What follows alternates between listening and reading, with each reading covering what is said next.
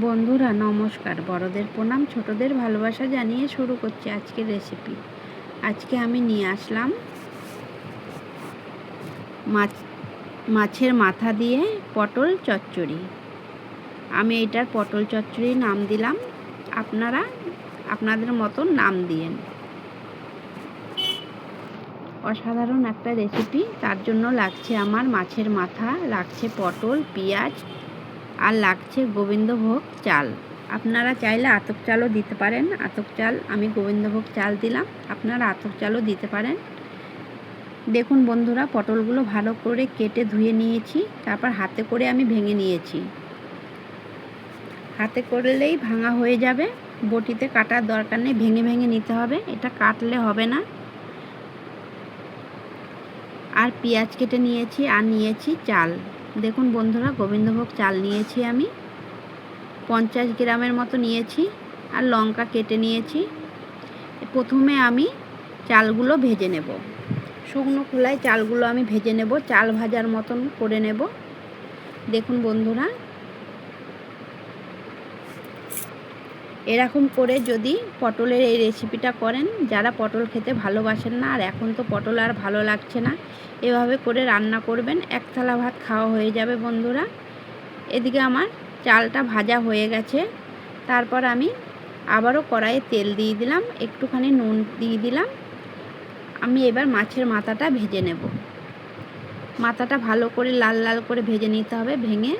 আমি ভেঙেই ভেজে নেব, অফ ক্যামেরায় ভেজে নিয়ে আসছি।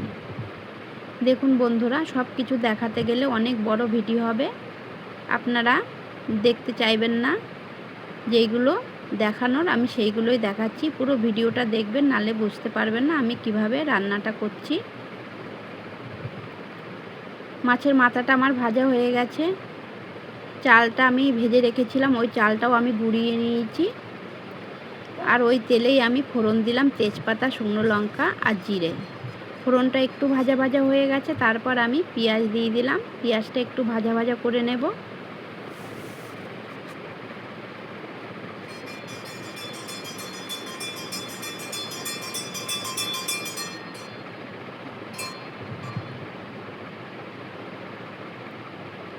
পেঁয়াজটা আমার ভাজা ভাজা হয়ে গেছে, এবার আমি দিয়ে দিলাম পটল।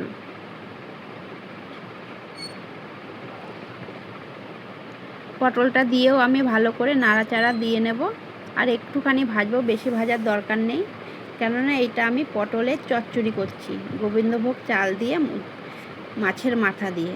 খুবই ভালো হয়েছিল খেতে বন্ধুরা, অবশ্যই বাড়িতে একবার বানাবেন। দিয়ে দিলাম নুন, দিয়ে দিলাম হলুদ, দিয়ে দেবো জিরের গুঁড়ো আর ধনিয়ার গুঁড়ো। এইটুকুনি মশলা আমি দেবো, আর কালারের জন্য একটু কালার লঙ্কা ব্যবহার করছি, কালারটা একটু ভালো আসার জন্য। এটা আপনারা নাও দিতে পারেন। আর আমি শুকনো লঙ্কা ব্যবহার করি না, আপনারা দেখতেই পান সব রেসিপিতেই আমি শুকনো লঙ্কা ব্যবহার করি না, কাঁচা লঙ্কা দিয়েই রান্না করি। দেখুন বন্ধুরা, এদিকে মশলা দিয়ে আমি কষিয়ে নিলাম, তেল ছেড়ে গেছে, এবার আমার কষানো হয়ে গেছে। এবার আমি দিয়ে দেব চালের গুঁড়োটা, যেটা আমি ভেজে রেখেছিলাম, সেই চালের গুঁড়োটাই দিয়ে দিলাম। একটুখানি চালের গুঁড়োটাও আমি ভেজে নেব। দেখুন বন্ধুরা, আমি যেরকম করে রান্না করছি এরকম করে রান্না করবেন বন্ধুরা। সত্যি বলছি বন্ধুরা, অনেক ভালো হয়েছিল, আর পটলগুলো সেদ্ধ হয়ে গেছে কষাতে কষাতে। এবার আমি দিয়ে দেব জল, বেশি জল দেব না, যেইটুকুনি লাগবে আমি সেইটুকুনি জলই দেব। দেখুন বন্ধুরা, জল দিয়ে দিলাম। এবার আমি মাছের মাথাটা দিয়ে দেব,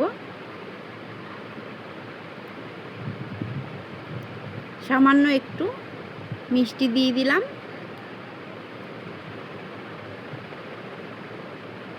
ঝোলটা ফুটে উঠেছে, এবার আমি মাছের মাথাটা দিয়ে দিচ্ছি। দেখুন, ভালো করে নাড়াচাড়া দিয়ে ঢাকা চাপা দিয়ে আমি 10 মিনিটের মতন রান্না করে নেব। 10 মিনিট রান্না করলেই রেডি হয়ে যাবে মাছের মাথা দিয়ে পটলের চচ্চড়ি। কেমন লাগলো বন্ধুরা কমেন্ট করে জানাবেন। ভালো লাগলে বন্ধুদের সাথে শেয়ার করবেন। দেখুন বন্ধুরা কতটা লোভনীয় হয়েছে, খেতেও খুবই ভালো হয়েছিল বন্ধুরা। অনেক অনেক ভালোবাসা বন্ধুদের জন্য, এভাবে আমাকে সাপোর্ট করার জন্য অনেক অনেক ধন্যবাদ। নমস্কার বন্ধুরা, আবারও আসবো অন্য একটা রেসিপি নিয়ে। ততক্ষণের জন্য ভালো থাকবেন, সুস্থ থাকবেন আর অনেক আনন্দ করবেন। Tata, bye bye.